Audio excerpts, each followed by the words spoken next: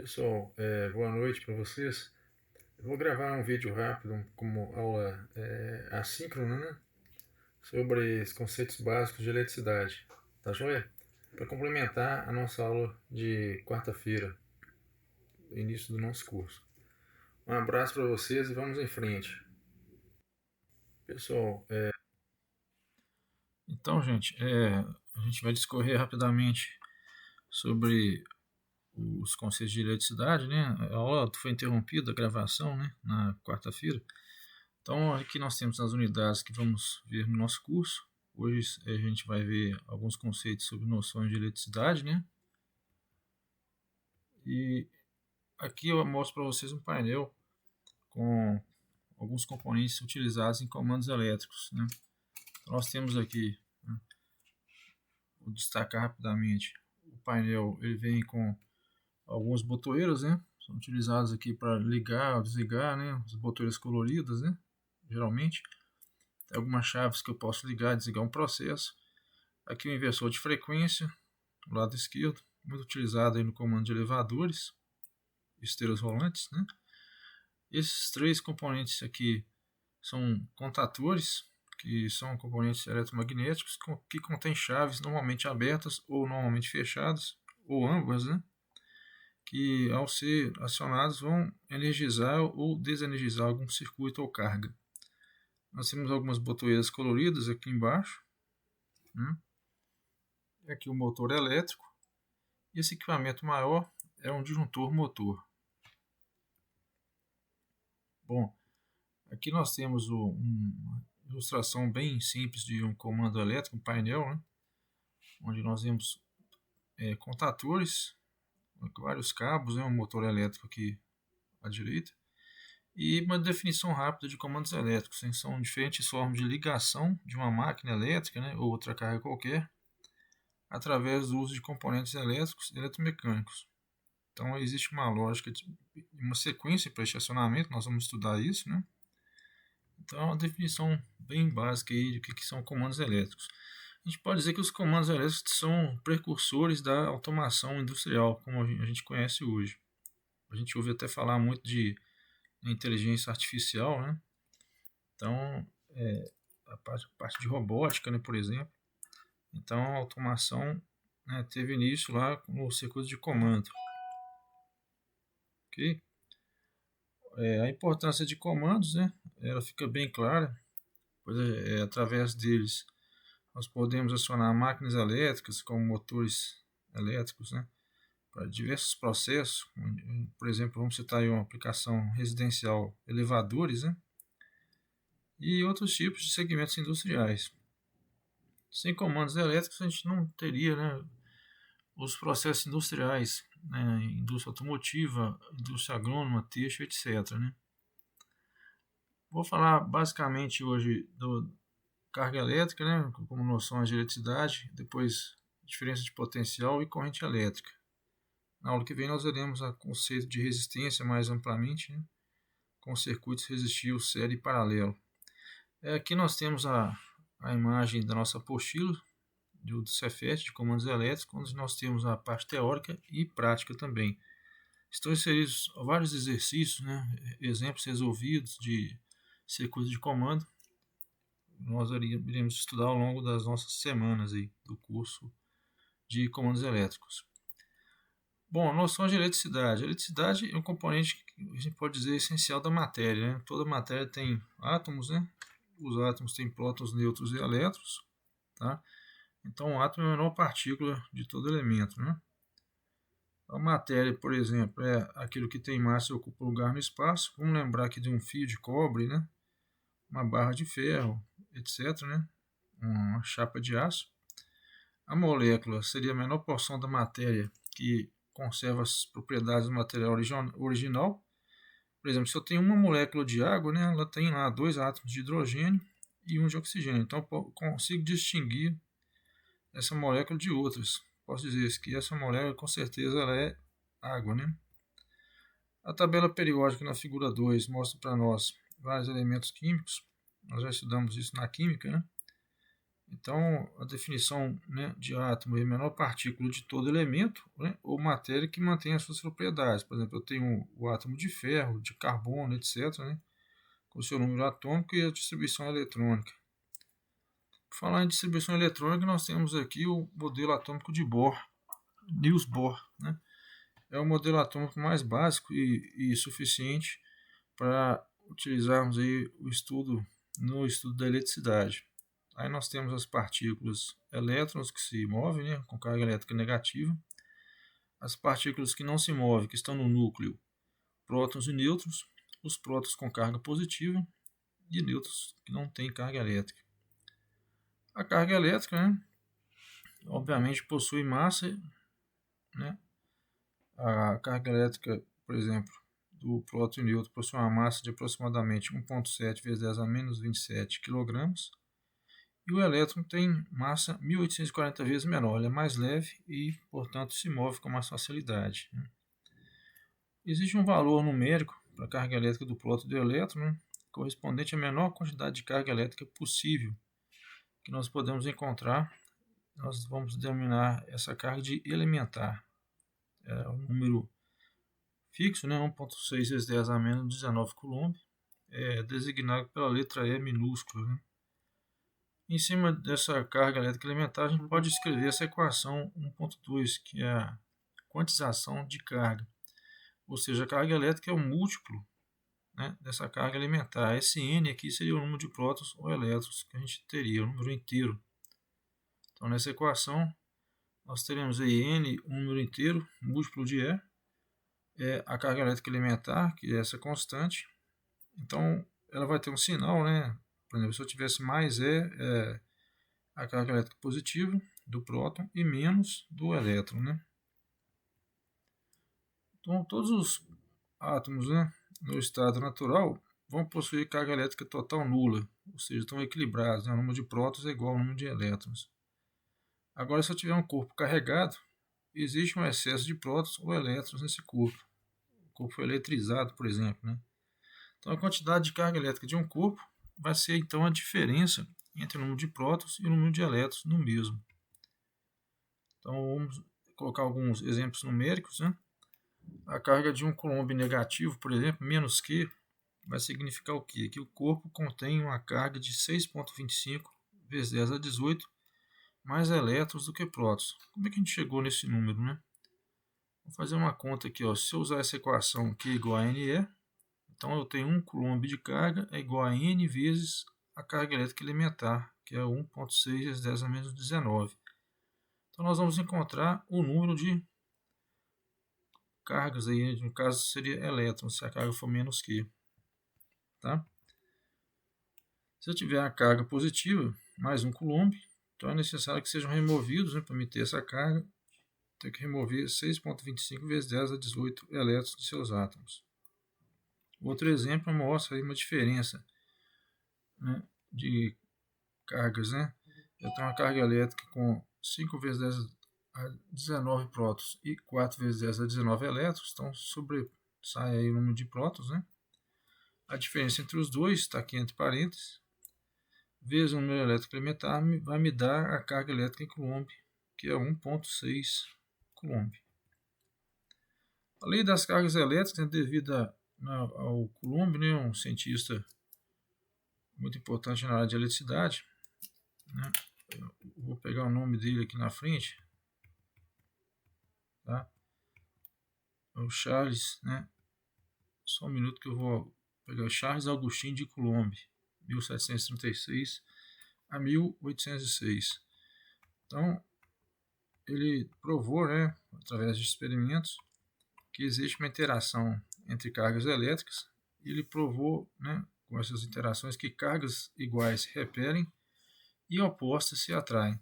Então, nessa figura 4, nós temos aqui as cargas iguais na figura A, né, 4A, mais Q próximo de mais Q, teremos uma força de repulsão entre elas, as forças apontam sentidos opostos, né, e menos Q próximo a menos Q é a mesma coisa.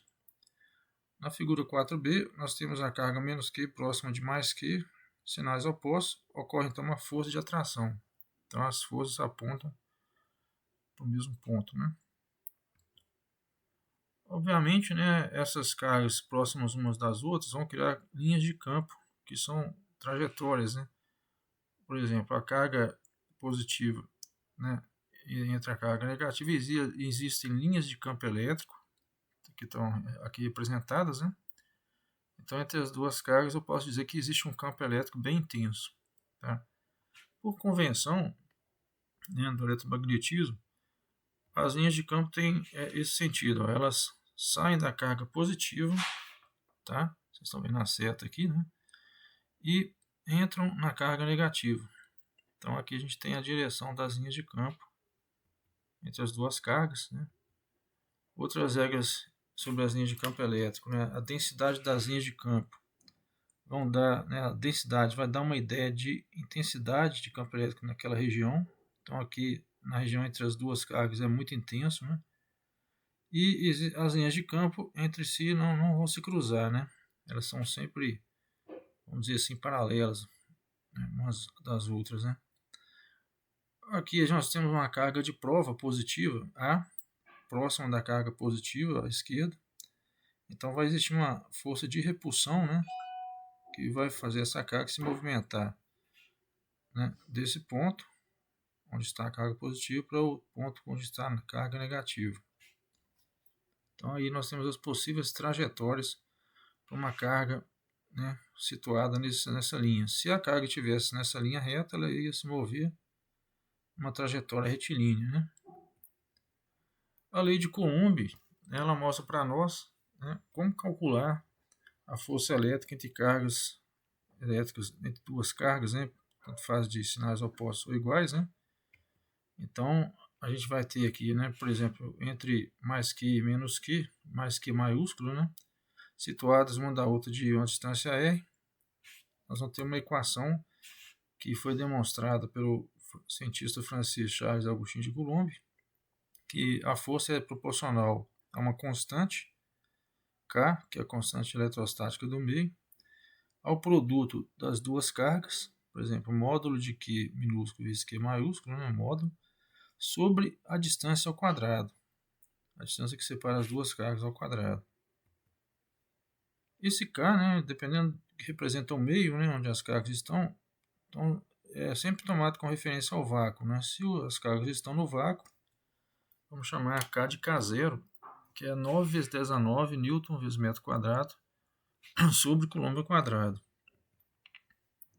Aqui nós temos de novo a fórmula da força elétrica, e o K pode ser, né, identificar outro meio, né, que não seja o ar ou o vácuo. Né? Nessa tabela 1.1, por exemplo, nós temos aqui uma constante dielétrica. Né? O que seria a constante dielétrica? É a relação entre K0 e o K do meio. Então o K do meio vai ser K0 sobre epsilon. O epsilon pode ser 1, 2,7, 3,5. A água, por exemplo, tem um epsilon de 78. O epsilon é uma letra grega, né, que significa constante dielétrica, como eu já mencionei. Então, vamos fazer um exemplo aqui para fazer uma comparação entre duas cargas Q maiúsculo e Q minúsculo, que estão no material vidro e depois no ar. Então, são as mesmas cargas separadas a uma mesma distância. Né? Vamos comparar a força entre as duas. Então, para o vidro, né, o epsilon é 4,5. Está aqui na tabela. Né? Então, o K do vidro é igual ao K0 sobre epsilon. O K0 é 9 vezes 10 a 9 e o epsilon é 4,5. Se a gente colocar isso na equação da força, né, como as cargas são as mesmas e a distância é a mesma, o K vai variar. Né? Então, eu vou ter uma força elétrica do vidro diferente da força elétrica do ar.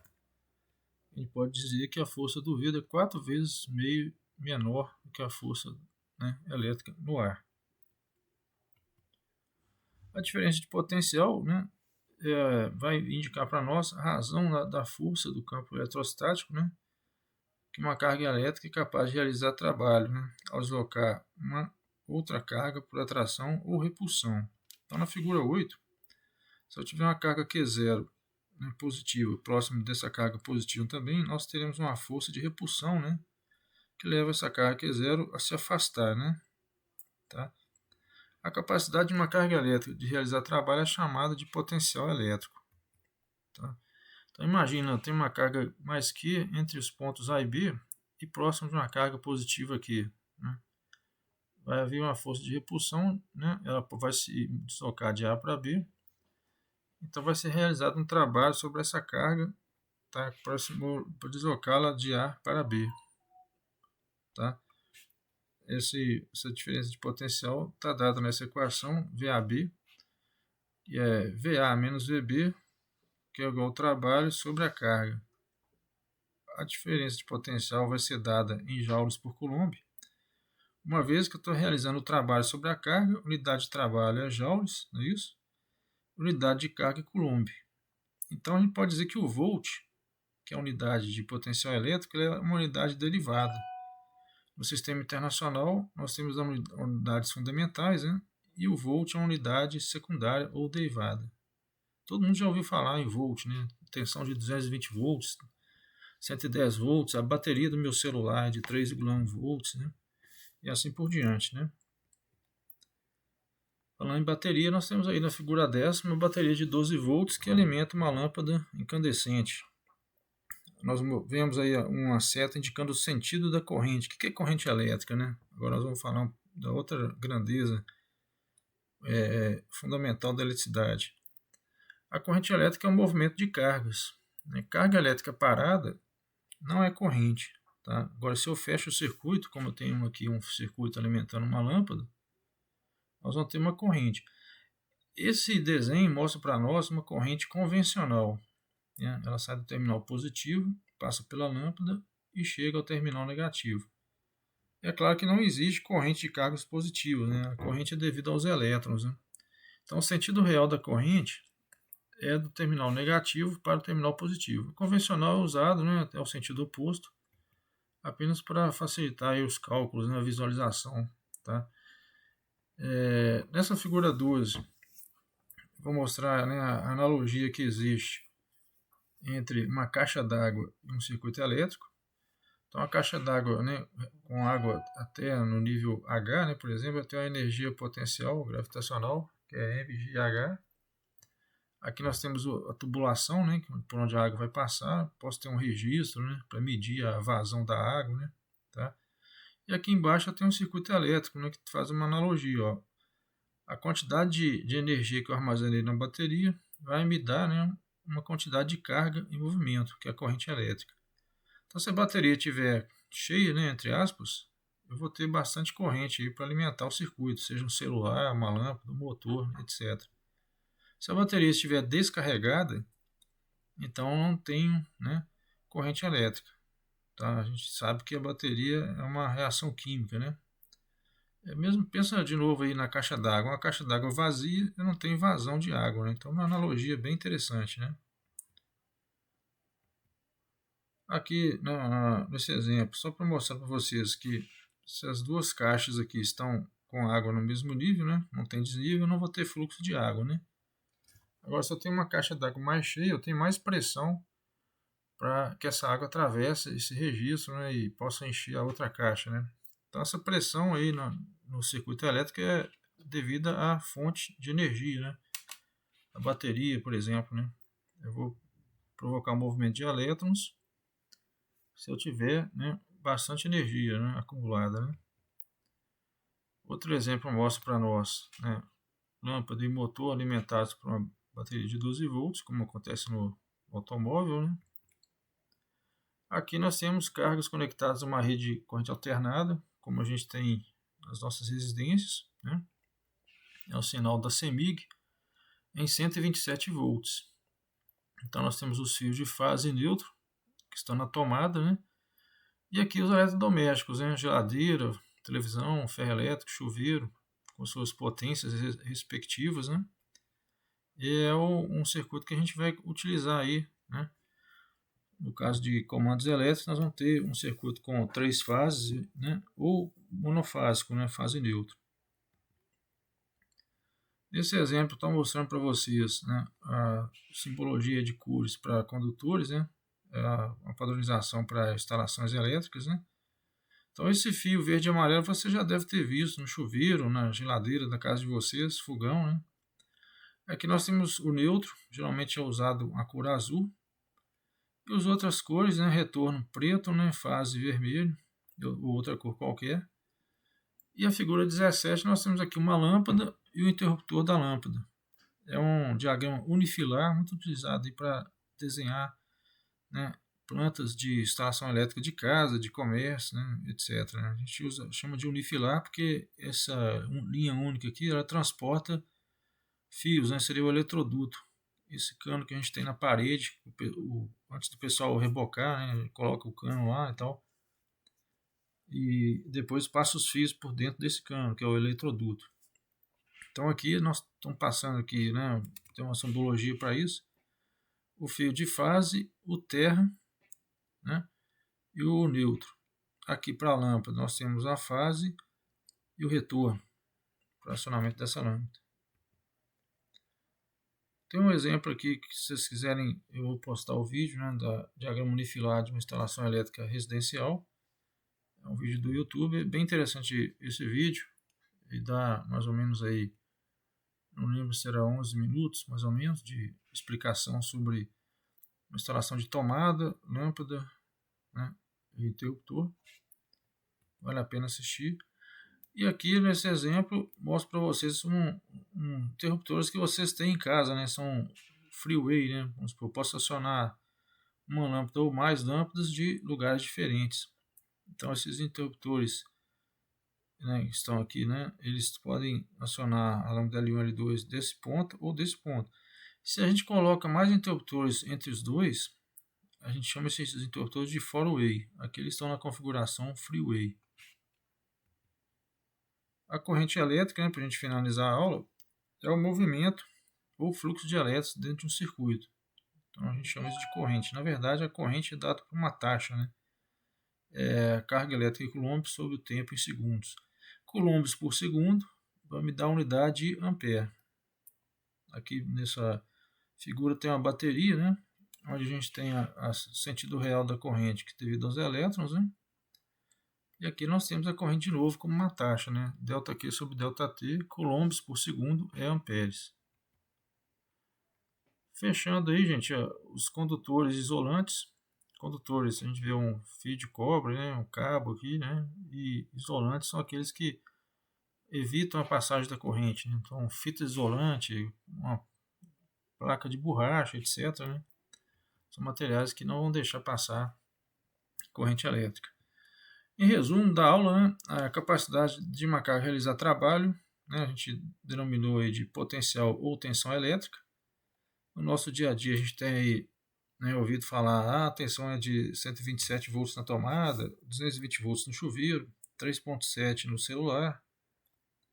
Nós vamos estudar alguns circuitos mistos, né, antes de entrarmos na parte de comandos elétricos. Então aqui nós temos duas pilhas associadas alimentando duas lâmpadas. Se eu associar mais uma outra lâmpada, a L3, através de S1, nós teremos um circuito misto, né? L2 com L3 em paralelo, em série com L1. E o exemplo 9 mostra para nós que existem instrumentos para medir corrente, tensão, né? Na figura 23 é um instrumento analógico de ponteiro, mais antigo, né? E a figura 24 nós temos um multímetro digital, né? Hoje bem conhecido, aí a gente consegue comprar esse instrumento nas lojas de eletrônica ou material elétrico e também, né, na internet, né?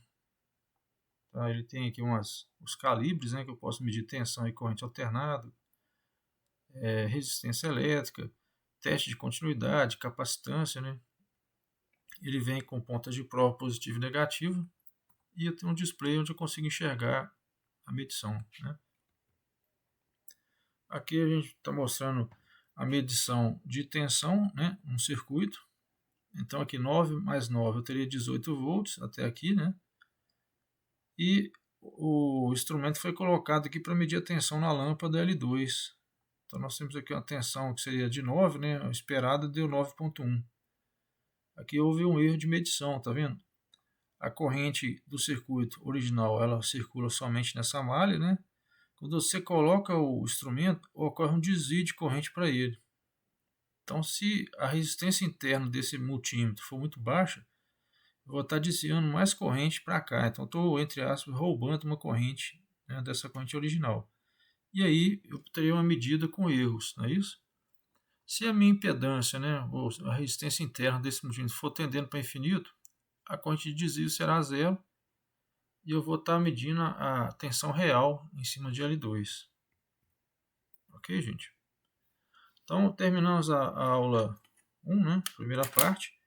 Na semana que vem nós vamos continuar, né, com a parte de conceitos básicos de eletricidade. Vamos fazer alguns exercícios em sala de aula. Um abraço para vocês e até semana que vem.